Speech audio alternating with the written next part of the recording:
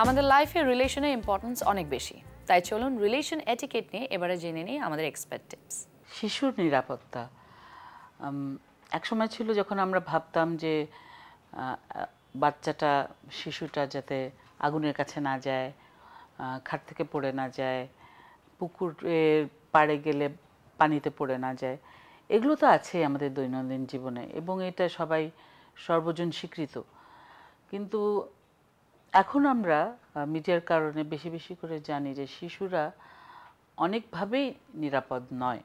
যেমন তারা যৌন হয়রানির শিকার হয়, এবং এটা যে এখন হচ্ছে তা না, অনেক কাল ধরেই তারা হচ্ছে, কিন্তু এটা সবসময় একটা শিশু যেহেতু প্রকাশ করতে পারে না, সে বিভিন্নভাবে বলার চেষ্টা করে, কিন্তু বাবা মারা সেটা শুনতে চায় না বা শোনেন না। এরকমও ঘটনা আছে যে এটা শুনতে গেলে আরও অনেক জটিল হয়ে যাবে, কারণ সাধারণত এই হয়রানিটা হয় পরিবারের ভেতরেই। সুতরাং শিশুর নিরাপত্তা নিয়ে আমাদের এখন ভাবতে হবে। আমরা এটা কিভাবে একটা শিশুকে এটা ব্যাপারে সচেতন করব।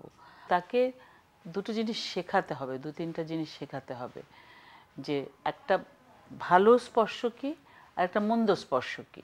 এই জিনিসগুলো বোঝানোটা খুব জরুরি। এবং সবসময় শিশু মানেই হচ্ছে কেউ এসে একটু গাল টিপা আদর করে দিল, একটা একটা চুমা দিল, এটা এটা আমরা ধরে নিতে পারি না যে এটা এটা সে একজন করবেই তাকে। তো নানাভাবে আমরা শিশুকে শেখাতে পারি যে কিভাবে একটা বড় একটা যে মানুষ তাকেও কিভাবে বলা যায় না, এরকম করে আমরা শিশুকে নিরাপদ রাখতে পারি।